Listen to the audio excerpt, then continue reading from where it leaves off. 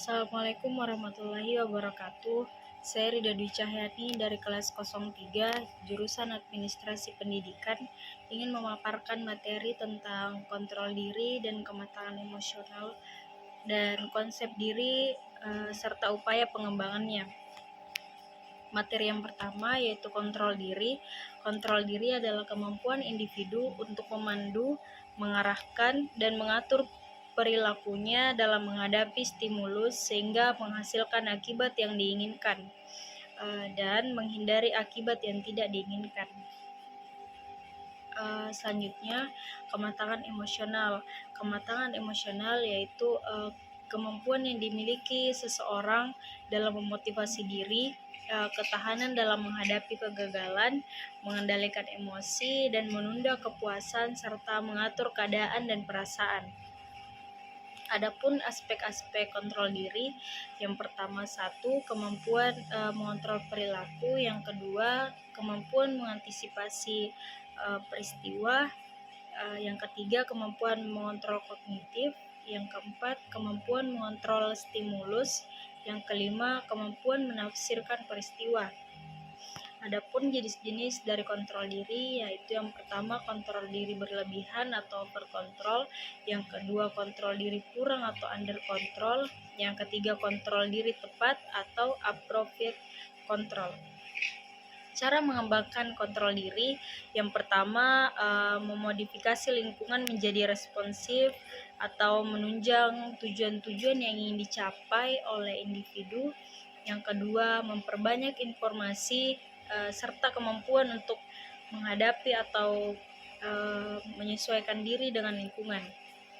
Yang ketiga, menggunakan secara efektif kebebasan memilih pengaturan dari lingkungan yang kita pilih. Faktor yang mempengaruhi kontrol diri, yang pertama faktor internal yang ikut andil terhadap kontrol diri adalah usia.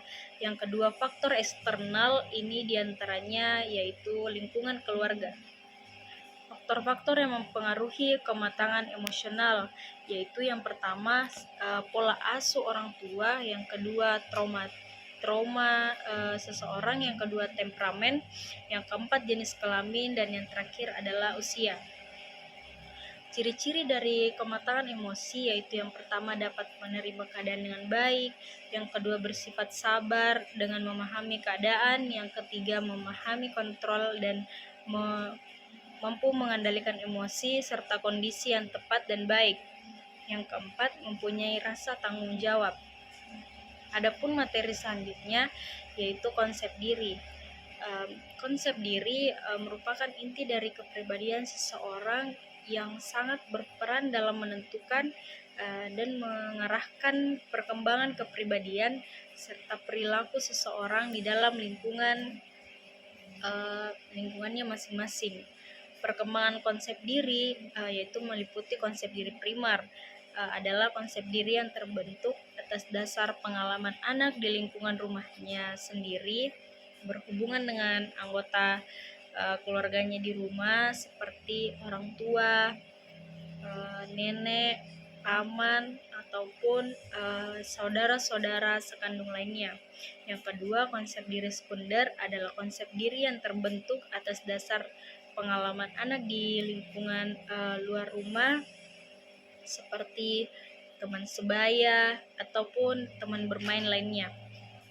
Adapun manfaat dari konsep diri yaitu menjadikan hidup lebih tenang, yang kedua membantu mengenal diri lebih dalam lagi, yang ketiga mampu menghadapi segala keadaan, yang keempat memiliki prinsip dan tidak mudah terpengaruh, dan yang kelima tujuan hidup lebih terarah, yang keenam memudahkan dalam mengambil keputusan.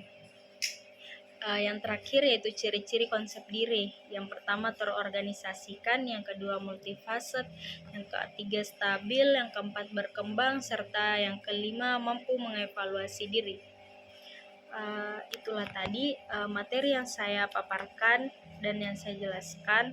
Semoga bermanfaat, serta adapun kekurangan mohon dimaafkan.